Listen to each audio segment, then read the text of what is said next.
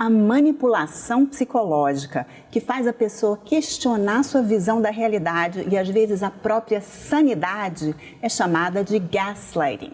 O nome vem de um filme de 1944 chamado Gaslight, ou Luz de Lampião. Nele, o marido mexe na luz do lampião e diz que não foi ele, entre outras coisas, até fazer a esposa achar que está louca. Mas o assunto de hoje não é cinema. Nossa convidada é a psicóloga Ana Paula de Aquino e nós vamos conversar sobre violência e manipulação psicológica. Olá, Ana Paula, seja bem-vinda. Muito obrigada por participar aqui do nosso Cidadania Mulher. Eu que agradeço o convite. Conta pra gente então, você estava me explicando que você já viu esse filme, né? Que todo mundo diz que é muito bom, infelizmente eu não vi, mas apesar de ser um pouco antigo, né? E como é que é essa relação, o que acontece, né? O que ele faz com a mulher para ela achar que ela está ficando louca? Então, eu acho o filme muito ilustrativo mesmo, né, da manipulação psicológica. Acho muito interessante, inclusive, né, para que a gente possa utilizar ele de uma forma didática até. Porque ele tem um objetivo mesmo, né, de controlar e de fazê-la acreditar que ela está louca, né. Então, sem dar spoiler, ele vai tirando objetos do lugar e colocando a culpa nela. Né? Então a gente vê assim, vários exemplos no filme da manipulação psicológica. E como a luz é a gás, né? Então ele vai diminuindo a luz, ela não sabe o que está acontecendo e quando ela vai questionar, ele diz o que é muito comum as mulheres ouvirem, né? Isso é coisa da sua cabeça. Né? Então, na manipulação psicológica, realmente a gente vê justamente, né, esse tipo de fala que vai desacreditando a mulher, desqualificando as percepções dela, né, até o ponto de que ela realmente começa a ter um comprometimento desse senso de realidade. Né? E é por isso que essa expressão, né, gaslighting, virou, então, né, assim, caracteriza mesmo essa situação, né? Como é que isso acontece, assim, né? Como é que a pessoa vai vai minando a confiança dela até o ponto dela chegar a se questionar, né? Como que isso acontece? Então, a característica da manipulação psicológica, né, que é um dos tipos de violência psicológica, é justamente essa repetição no cotidiano. Então, ao longo do tempo, a gente percebe, né, que o senso crítico, a percepção da realidade vai ficando comprometida. Né? Então, na verdade, a gente tem vários tipos de violência psicológica e às vezes eles estão ali comparecendo naquela cena, naquela relação, né? Ameaças, humilhações, ridicularização, né? Uma perseguição contumaz, né? Tem mentiras envolvidas, né? Então, o gaslighting ou a manipulação psicológica é um dos tipos de violência psicológica, né? Então, de fato, chega um ponto em que essa mulher ela começa a se sentir muito confusa, é como se tivesse borrada a percepção dela da realidade. E a dependência dela em relação a esse homem aumenta, tanto porque ela vai se fragilizando psiquicamente, né? Então, lidar com essa incoerência, né? Eu estou percebendo uma coisa, essa pessoa está dizendo que não é isso, que eu não sei de nada, que eu estou, né, confusa, vai trazendo um desgaste emocional, até chegar ao ponto de uma exaustão emocional mesmo, né? E aí tem, é claro, né, um comprometimento mesmo, né, da saúde mental da mulher e até trazendo o que a gente chama aí de um adoecimento psíquico. Isso é uma possibilidade, né? E essa questão da dependência sobre a outra pessoa é uma das características, né? Assim, ela se questiona e passa a acreditar mais no outro do que nela mesma. Exatamente. Esse é um dos objetivos, porque o que acontece? A violência psicológica, ela tem como ela visa mesmo o controle da mulher, né? A gente está falando, quando a gente pensa no escopo da Lei Maria da Penha, onde a violência psicológica foi definida, né? A gente está falando de comportamentos numa relação onde há uma desigualdade de gênero, né? Então, claro, a gente tem por trás, né, uma sociedade patriarcal, né, e todas essas condutas elas estão enraizadas, né, numa discriminação de gênero, né, numa sociedade onde existe essa desigualdade. Então, a tentativa, né, desse ofensor é justamente controlar, né, são condutas de opressão. Né? Então, com o tempo, essa mulher, né, essa vítima, ela pode ir se isolando, ela vai ter dificuldade, inclusive, de entrar em contato com pessoas que vão questionar o que está acontecendo, e aí isso pode aumentar, inclusive, essa sensação de incoerência. Então, o relacionamento vai caminhando mesmo para uma dependência cada vez maior, né? O que faz, inclusive, com que essa vítima tenha dificuldade de se perceber, né? Tomar decisões e buscar ajuda. Então, é uma situação que realmente ela é sutil, muitas vezes. O ofensor não necessariamente vai aumentar o tom de voz, né? Ele pode dizer, você está tão nervosa. Não, isso é coisa da sua cabeça, né? E a pessoa vai duvidando. E daqui a pouco vem um criticismo, uma desqualificação. E ela vai achando que ela não vai mesmo conseguir, né, viver sem aquela pessoa, que acaba sendo ali um esteio, né? O senso de realidade que ela perdeu. E quais seriam, assim, exemplos práticos, assim, né? Como você falou, isso é coisa da sua cabeça, por exemplo, né? A mulher pode dizer, você estava dando em cima de alguém. Exato, não, né? Você não viu o que você viu, é uma coisa mais ou menos por aí. Ele tenta convencer ela de que não foi o que ela viu. Eu acho que a gente tem aí uma gradação de nível, né? Assim, desde esse momento em que a mulher pode ver uma mensagem e questionar, né, o companheiro, e ele dizer, isso é coisa da sua cabeça, né? E daqui a pouco é isso, você tá louca, né? Até uma situação mais grave, que é exemplificada pelo filme, onde existe, né, um objetivo ali, inclusive, de interná-la como louca, né? Então, ele cria mais situações mesmo propositadamente. Mas a gente vê, por exemplo, a apropriação de uma ideia da mulher, né? E ele começa a dizer, não, essa ideia foi minha, né? Então, ele é um tipo de violência que ele vai, ao longo do tempo. Ele chama-se slow violence, né? Ela vai aos poucos minando a autoconfiança, a autoestima e até, como eu disse, né, essa autodeterminação, né? E, claro, em casos mais graves a gente vê um quadro de depressão, transtorno de estresse pós-traumático, né? Tem um adoecimento psíquico, que é uma das possibilidades, né, infelizmente, né, de uma situação como essa, né, de violência psicológica, né? E aí esse processo, ele é um processo gradativo, geralmente começa, né, assim, aos poucos, assim, sutilmente e vai aumentando, escalando.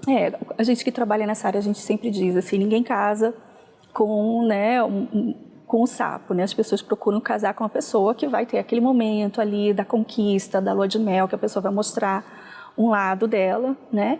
E que não necessariamente a pessoa vai perceber ali que tem alguma coisa, um sinal vermelho. Então, quando a gente vê a questão do ciclo da violência mesmo, né, tem uma escalada, ele vai aumentando de intensidade até que tem uma situação que culmina com a violência e depois tem, de novo, a lua de mel, a reparação, o pedido de desculpas, né, e depois novamente. Uma das coisas que é muito importante, né, que as mulheres percebam, né? Considerando que a gente vive num país onde, né, nós temos infelizmente um ranking do 5º país no mundo que mais mata mulheres, né? São 4 feminicídios ao dia, né? Então a gente acaba realmente priorizando isso porque é uma questão mesmo, né, de saúde pública, de direitos humanos, né? Então a gente precisa trazer para as mulheres essa reflexão, assim, de que é preciso buscar ajuda, não estar sozinha, buscar a sua rede de apoio, né? E que ela possa entender que as suas percepções, né, são próprias, né? Ela conta com ela mesma. Né? E como esse processo, né, como a gente falou, é sutil e justamente, né, a mulher se questiona a si mesma, né? Como ela pode desconfiar? Quais são os sinais que ela pode estar sofrendo gaslighting? Então, eu acho que o mais importante é isso, né? Toda vez que eu vou conversar com esse parceiro, às vezes a situação se inverte e eu começo a me sentir mal, por exemplo. Eu começo a pensar, nossa, mas realmente eu sou ciumenta, ou então eu fui exagerada, ou então eu sou muito nervosa, e aí né, porque esse é um dos mecanismos do gaslighting, né, essa introjeção, né? Então, o que vem ali de fora do criticismo, você não sabe de nada, né? Você não entende nada, você é louca, né? Ou o tempo inteiro, esse criticismo é um sinal muito evidente, assim. O tempo inteiro, às vezes nas pequenas coisas, a mulher é criticada, né? Fazer um paralelo, por exemplo, com bullying, né? Que a gente vê muito discutido nas escolas, né? Então, a gente começa a ter esse desconforto, né? E aí, quando esses sinais vermelhos, eles se intensificam, né? Esse mal-estar, ela começa a se sentir triste, começa a sentir às vezes que está incapaz até para o trabalho, assim, nossa, eu antes dava conta disso, agora eu não estou dando conta mais, estou perdendo o sono, muito ansiosa, né? Então, depende, claro, cada caso é um caso, mas poder perceber que isso tende a escalonar. A violência, ela tende a escalonar, porque ele é um exercício de poder. E a cada vez que essa mulher tenta buscar, né, sair dessa dinâmica, tenta reafirmar a sua autonomia, a reação do ofensor pode ainda ser mais grave. Eu vi uma dica dizendo assim, se você sente necessidade ou vontade assim de gravar o que ele disse para depois mostrar ou registrar, que isso perfeito. é um sinal de que, né, não tá, se você precisa, né, fazer um registro desses, que isso é um sinal de que não está bem, né, não está legal. É ótima essa dica. E tem uma outra que é, faça um dossiê, faça um diário, né, de coisas que aconteceram, porque como, né, o processo da violência psicológica, sobretudo, né, como eu disse, tende a borrar as percepções, inclusive a percepção do risco, né, não é nada grave, não é uma violência, né, tem um filme que eu adoro utilizar nas aulas que eu dou, que é, na verdade, é uma minissérie, né, que ela traz exatamente isso, assim, ela vai buscar ajuda e ela fala, eu prefiro não tomar a vaga de alguém que realmente precise, né? É uma coisa menor o que eu estou vivendo. A violência psicológica não é uma coisa menor, né? Tanto é que foi, em 2021, né, foi tipificado, né, houve a tipificação penal do crime da violência psicológica, o que deu muita visibilidade para a importância da saúde mental, né? É possível que isso traga consequências para a vida toda. Uma pessoa com transtorno de estresse pós-traumático, claro, ela vai ter tratamento, ela pode buscar ajuda, mas são marcas que ficam, né? Há anos eu busco perguntar para as mulheres, né, quando elas vivem uma situação de violência, normalmente justamente a violência mais difícil de ser nomeada é a violência psicológica, né? E eu procuro perguntar por aí, quais são as marcas que essa história deixou? Eu tenho medo de sair na rua, eu não tenho medo de me relacionar novamente, né? Eu fico agora com dificuldade para dormir, antes eu não era assim, né? Eu fico mais triste, eu era muito alegre, né? Então são situações que vão realmente ajudando a esse processo de nomeação tão importante, né? Para que a pessoa busque ajuda, né? E aí, uma vez, né, determinada, identificada então essa violência psicológica, o que fazer? Como buscar ajuda? Então tem várias portas de entrada, né? Eu acho que a porta de entrada que ela vai interromper, né, a violência é realmente buscar a delegacia, né? É buscar essa rede de proteção, né, esses órgãos de proteção que passa pela delegacia, né, o judiciário, mas também órgãos da saúde, né, onde essa mulher vai ter as medidas protetivas, porque o que a gente tem de entendimento com relação a uma pessoa que está fazendo a manipulação é que é preciso sair de perto. Né? Então, a manipulação psicológica ela pode levar realmente a complicações para a sua saúde física, inclusive. Né? Então, a gente sugere essa medida de segurança, né? E depois um afastamento, né, dessa pessoa, um acompanhamento psicossocial. E também existe um caminho mesmo de buscar profissionais qualificados, né? Psicólogos que tenham, né, um letramento de gênero, que tenham uma compreensão mais ampla, né, porque o fenômeno da violência é complexo, né? Então a gente sabe que tem vários fatores socio-histórico-culturais, né, que permeiam esse fenômeno. A gente sabe que as mulheres muitas vezes têm medo de buscarem ajuda porque elas podem acabar passando por todo esse processo e se sentirem vítimas novamente, né? Como que a gente pode lidar com isso? Então, nós que trabalhamos nessa rede de proteção às mulheres, nós temos consciência disso, né? Que ainda é preciso capacitar os profissionais que atuam nessa área, né? Então, nós temos aí quase 18 anos da Lei Maria da Penha, houveram avanços, mas ainda a gente não chegou ainda no final dessa jornada, a gente está em constante construção, né? Então é importante que os profissionais, né, sejam capacitados continuamente para acolhê-la, para que ela possa sentir justamente, né, que as suas percepções são legítimas, né, que ela tem, né, o direito, né, de viver uma vida sem violência, né? Então eu acho que é importante a gente tanto olhar realmente, né, cada profissional ter esse compromisso ético, né, de buscar se capacitar com o letramento de gênero, com a compreensão mesmo, né, da nossa sociedade patriarcal, de como fazer esse acompanhamento de uma forma justamente não revitimizadora. Eu vou acolher, eu vou escutar, eu vou validar as falas dessa mulher, as percepções dela, continuamente. O que é diferente, exemplificando, a gente fala assim, mas o que foi que você fez? Né? Que é muitas vezes o que elas dizem que escutam, assim, mas o que foi que você fez? E aí ela acaba recuando e se mantendo na situação de risco, né? Mas a gente vê hoje que, de uma maneira geral, a rede está sendo, né, muito bem capacitada e que elas estão realmente se sentindo muito acolhidas nesses espaços, né? E é isso, essa rede são as delegacias...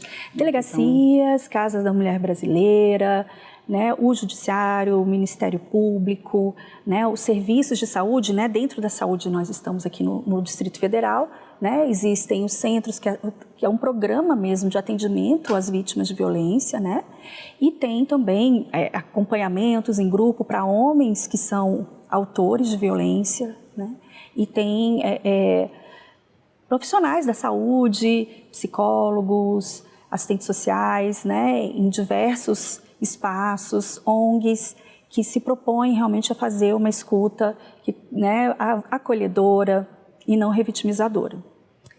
Ana Paula, você chegou a falar algumas vezes em feminicídio.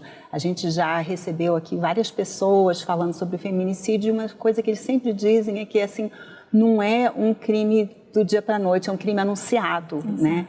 E a violência, a manipulação psicológica, a violência psicológica e o gaslighting, eles podem ser etapas que podem até chegar ao feminicídio? Sim, com certeza. É possível mesmo, né, que por a maior parte do tempo não haja uma violência física, né, que o cotidiano seja realmente por bastante tempo a violência psicológica, né? É claro que a gente tem que ver cada caso, mas existe, né, uma gradação, como eu falei, um escalonamento dessa violência, né? Que quando parte mesmo para ameaças, para até uma violência física, a gente já pode entender que tem um risco mais grave de feminicídio, né? Mas é um importante sinal. Como eu disse, a ameaça, ela está dentro do escopo da manipulação psicológica. Ah, não, ele só falou, mas ele não vai fazer. Então, como dentro do judiciário, né, eu tive a oportunidade de ver que a ameaça a gente leva a sério. A primeira coisa é uma ameaça à vida, e a gente precisa proteger, né, essa mulher, claro, né, não tirando dela a sua própria autonomia, né? E a violência, inclusive, ela tem vários tipos e categorias, né? No próprio filme, né? O marido, ele quer umas joias que ela herdou, a personagem é uma herdeira, né? Essa seria violência patrimonial também, pode ser, assim, essa manipulação ela pode estar associada a outros tipos de violência. Né? Dificilmente a gente vê uma situação de violência onde só apenas uma violência se apresente, né? Então, o que está previsto na Lei Maria da Penha, né? A violência psicológica, a violência moral, a violência física, a violência sexual e a patrimonial, né? Então, dificilmente uma dessas violências acontece de uma forma isolada. E muitas vezes também não é como a violência contra a mulher, ela é muito naturalizada na nossa sociedade, né? Muitas vezes aquela mulher fala assim, é um beliscão, não é uma violência física, mas né? Então, dentro das violências físicas, né, tem um empurrão, tem um puxão de cabelo, né? Então, muitas das vezes as pessoas tem não a crítica, a ofensa, juntamente com violência moral, né, com xingamentos e com a violência psicológica, né? Que é isso, é um constrangimento daqui, é uma ridicularização ali, né? É uma fala, por exemplo, você não tem direito a nada, né? Que muitas vezes, né, a gente vê numa sociedade patriarcal tem a ver também, né, com uma mesma raiz ali de patrimônio, né? Então, muitas das vezes as mulheres não são reconhecidas nos seus direitos, né, relacionados à partilha, por exemplo, né? Agora, a gente está falando principalmente, né, do gaslighting contra mulheres, porque a gente está aqui no programa Cidadania Mulher, né, mas assim, as mulheres também podem ser perpetradoras desse tipo de violência, né, às vezes até contra crianças, filhos, pode existir esse mesmo tipo de coisa. Eu sempre gosto de dizer isso, assim, a gente pode colocar o gênero que quiser, né, para falar dessas coisas, mas de fato, assim, né, como eu disse, é uma conduta de opressão. É uma conduta que dentro de uma sociedade desigual como a nossa, mais comumente a gente vai encontrar nessa relação que já é, né, de tanta diferença, de tanta desigualdade. Com relação às crianças, os exemplos são muito, acho que falam por si, né? A gente tem uma educação muito violenta. É uma educação que ameaça de abandono, né? Eu vou embora dessa casa, ou ameaça de que vai bater, né? Então, a gente vive uma realidade, né, onde a gente ainda precisa discutir em vários âmbitos a questão da violência, né? E até essa questão, né, de fazer a pessoa questionar, né, assim, as suas lembranças, suas crenças, assim, contra uma criança isso é até mais fácil, né? Uma própria mãe fala, não, eu não falei isso, ou você que fez, né, assim, isso pode acontecer, né? Pode, e acontece. Pode acontecer e acontece, exatamente. E, Ana Paula, faltou alguma coisa? Tem alguma coisa que você gostaria de acrescentar para alguém que está nos escutando, que está desconfiando? Nossa, será que isso está acontecendo comigo? Eu acho que, assim, busque ajuda. Como eu falei, existe mais de uma porta de entrada. Tem essa porta de entrada da judicialização, mas também tem a porta de entrada, né, desse cuidado com a saúde mental, como, por exemplo, né, buscar um profissional, né, da psicologia. Eu acho que a psicologia ela tem um papel muito importante nesse processo de nomeação da violência, nesse processo de ajudar a mulher a reconhecer o contexto de violência em que ela está vivenciando, né? Então, um profissional que tenha, né, um letramento de gênero, ele ainda vai ter mais condições, né, de ajudar essa mulher e de fazer os encaminhamentos necessários no sentido de interromper, né, esse ciclo da violência, interromper esse sofrimento que ela está vivendo, porque isso deixa marcas, né? Tanto para a própria mulher, como para muitas vezes os filhos que estão presenciando. As pesquisas mostram que ser testemunha do sofrimento de uma mãe numa situação de violência também é violência contra a criança, também deixa marcas e traumas nessa criança que está presenciando, né? Então é isso, busque ajuda, né? E que a gente conversar sobre isso aqui possa ter também trazido uma contribuição nesse sentido, né? Das pessoas perceberem que estão numa situação de violência ou poderem escolher, né, não continuar mais ou não entrar numa situação como essa, reconhecer os sinais com mais facilidade, né? Com certeza, eu também espero que tenha ajudado. Muito obrigada pela sua participação aqui.